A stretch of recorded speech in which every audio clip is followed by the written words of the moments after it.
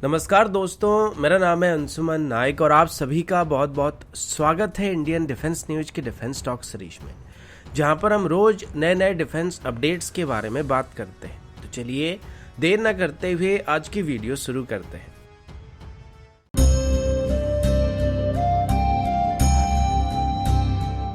आज की वीडियो थोड़ी जल्दी आने वाली है क्योंकि अभी मैं जगन्नाथ धाम पुरी के लिए जाने वाला हूँ। तो आज की वीडियो जो है वो आपको 4 बजे से पहले मिल जाएगी। तो आज की पहली अपडेट की बात करते हैं, जो कि अर्जेंटीना की फाइटर जेट टेंडर को लेके होने वाली है। कल ही हम लोग इसके बारे में बात कर रहे थे कि आखिर किस तरीके से अर्जेंटीना की तरफ से एक हिंट दिया गया था कि उनकी एक्चुअल रिक्वायरमेंट और उनकी पसंद क्या होने वाली है, और अगर इसको एचएएल पकड़ सकता है तो ये तेजस के लिए बहुत ही अच्छी बात हो सकता है। आज ऑफिशियली अर्जेंटीना की तरफ से अपनी फाइटर जेट्स की टेंडर को लेकर कुछ स्टेटमेंट को इशू किया जा रहा है, जिसमें अर्जेंटीना की एयरफोर्स की चीफ की तरफ से बताया जा रहा है कि उनकी तरफ से अभी इस टेंडर में ऑफर किए गए जेट को शॉर्टलिस्ट करना शुरू किया जा चुका है, जिसमें पहले फेज में रशियन मिग-35 को इससे बाहर कर दिया गया और अभी इसमें बस JF-17, तेजस और F-16 ही बचे हुए। अब इसमें भी अर्जेंटीना का कहना है कि इन तीनों जेट में उनके लिए काफी सारे इशू सामने आ रहे हैं, जैसे कि JF-17 के साथ जो मेजर इशू है उसकी क्वालिटी को लेकर, और आज तक कभी भी अर्जेंटीना की तरफ से चाइनीज मेड फाइटर जेट का इस्तेमाल नहीं किया गया, तो इस वजह से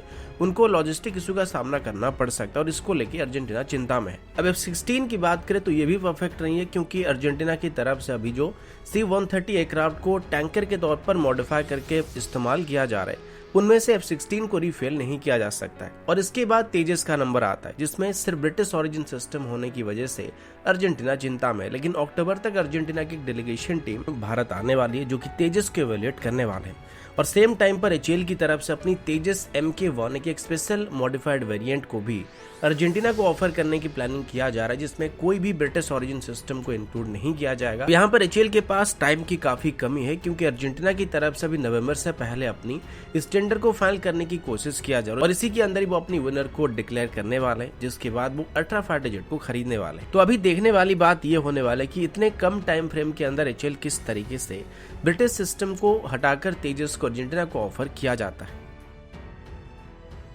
अगला अपडेट भी तेजस से रिलेटेड, और अभी अफ्रीकन एरोस्पेस और डिफेंस एक्सपो के अवसर पर एचएएल की तरफ से इंडियन पेविलियन में तेजस के एक नई पोस्टर को वहां पे लगाया गया था, जो कि तेजस MK-1 का था। और आप सब जानते हैं कि अफ्रीकन कंट्रीज को अभी तेजस को एक्सपोर्ट करने की कोशिश किया जा रहा है, और तेजस की एक्सपोर्ट लिस्ट में अफ्रीका और लैटिन अमेरिकन कंट्रीज हमारी पहली प्रायोरिटी है। इसी वजह से अफ्रीकन डिफेंस एक्सपो में एचएएल की तरफ से तेजस MK-1 के एक फुल ऑन पैकेज को डिस्प्ले किया गया था। अगर इस इमेज को आप लोग गौर से देखेंगे तो इसमें लगभग सभी made in India weapon system मौजूद है, जिनको अभी बनाया जा चुका है और बनाया जा रहा है या फिर आगे चल के बनाए जाने वाले हैं। इसमें सबसे खास बात तो ये होने वाला है कि इसमें स्टैंडर्ड VVR मिसाइल के तौर पर तेजस MK-1 की वेपन लिस्ट में अस्त्र मार्क 1 के अलावा अस्त्र मार्क 2 को भी इंक्लूड किया गया, जो कि फ्यूचर वेपन की लिस्ट में नहीं है बल्कि करंट वेपन की लिस्ट में है। इसके अलावा SRAM और पाइथन 5 जैसे शॉर्ट रेंज की मिसाइल को भी तेजस MK-1 की करंट वेपन की लिस्ट में ही ऐड किया गया। साथ ही इसमें हैमर और जॉइंट डायरेक्ट अटैक मुनिशन को भी इसकी करंट वेपन कैटेगरी में ऐड किया गया, जिसका मतलब साफ है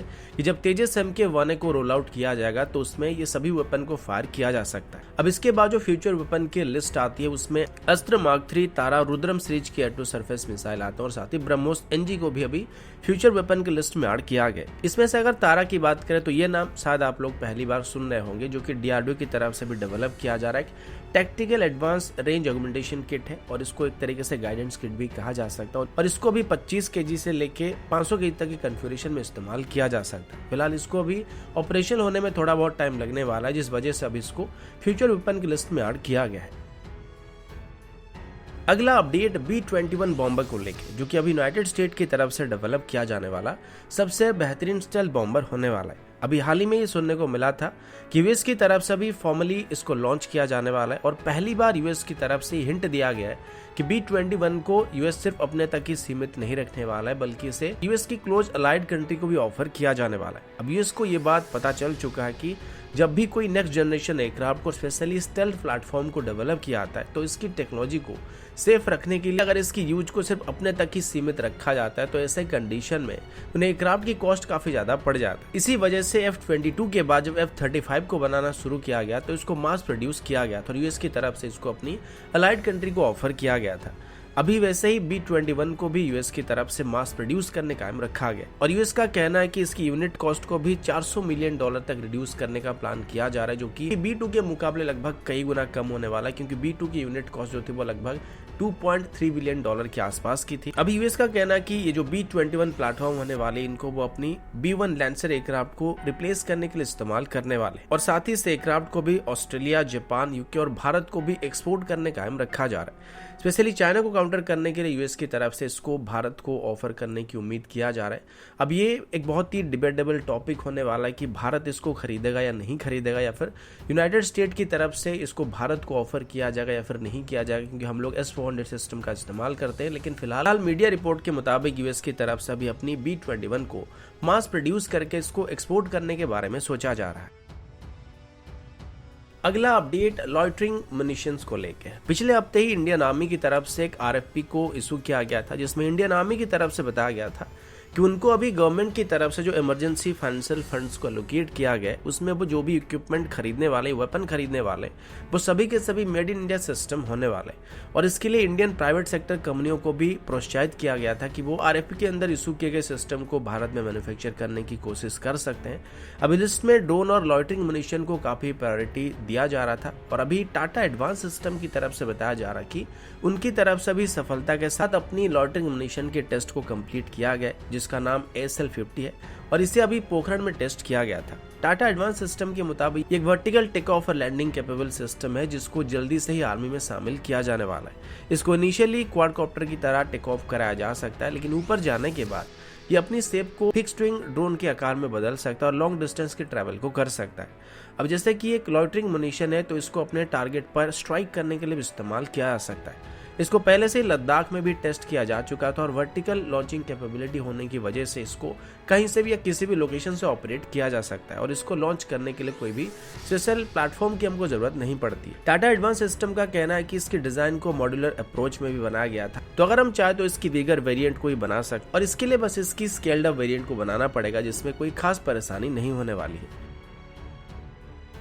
अगला अपडेट QR-SAM को लेके। कुछ ही दिन पहले आपने देखा होगा QR-SAM सिस्टम की 2 बैक टू बैक टेस्ट को कंडक्ट किया गया था, जिसमें बताया गया था कि quick reaction surface to air missile system की परफॉर्मेंस बहुत ही अच्छी पाई गई थी और इस दौरान इसे लगातार अलग अलग अल्टीट्यूड में और अलग अलग तरह के स्पीड में घूमने वाले टारगेट के खिलाफ टेस्ट किया गया था, जिसमें लो ऑब्जर्वेबल टारगेट भी शामिल थे, जिसमें QR-SAM की तरफ से बेहतरीन तरीके से और परफेक्ट एक्यूरेसी के साथ अपने टारगेट के साथ एंगेज होने के साथ साथ उनको डिस्ट्रॉय कर दिया गया। इसकी एक दिन बाद ये रिपोर्ट सामने आया था कि अब इसको प्रोडक्शन के लिए भी क्लियर कर दिया गया था और इससे जल्दी अभी आर्मी में शामिल करने की बात की गई थी, क्योंकि ये जो टेस्ट वहां पे कंडक्ट किया गया था, ये फिलहाल इसकी फाइनल प्रोडक्शन कन्फिगरेशन के साथ वहां पे किया गया था। लेकिन आज कुछ मीडिया रिपोर्ट में बताया जा रहा है कि अभी QR-SAM की इंडक्शन को पोस्टपोन करने का फैसला किया जा रहा है, क्योंकि इस दौरान जुलाई से लेकर सितंबर के बीच QR-SAM की जो टेस्टिंग को कंडक्ट की गई थी, उसमें QR-SAM की परफॉर्मेंस को बहुत ही खराब पाया गया था और जो परफॉर्मेंस पैरामीटर को सेट किया गया था, उनको सही तरीके से हासिल नहीं किया गया था।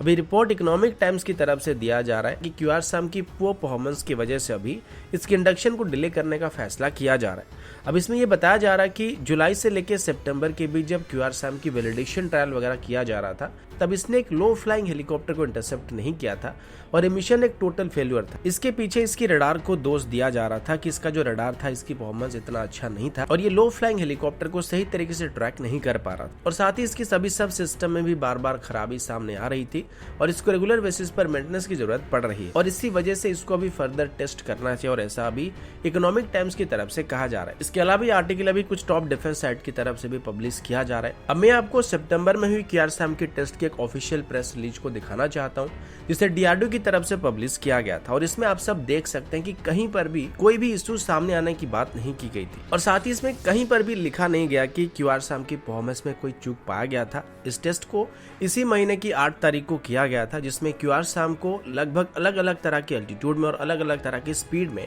ट्रैवल करने वाले टारगेट के साथ एंगेज किया गया था, जिसमें लो ऑब्जर्वेबल टारगेट भी शामिल थे और इसमें QR-SAM की परफॉर्मेंस को पिन पॉइंट पाया गया था और ऐसा रिपोर्ट DRDO की तरफ से दिया गया था और इसी की एक दिन बाद ही इसको प्रोडक्शन के लिए क्लियर किया गया था और ये क्लियरेंस आर्मी की तरफ से दिया गया था क्योंकि जो टेस्ट किया जा रहा था उसको आर्मी की निगरानी में किया जा रहा था।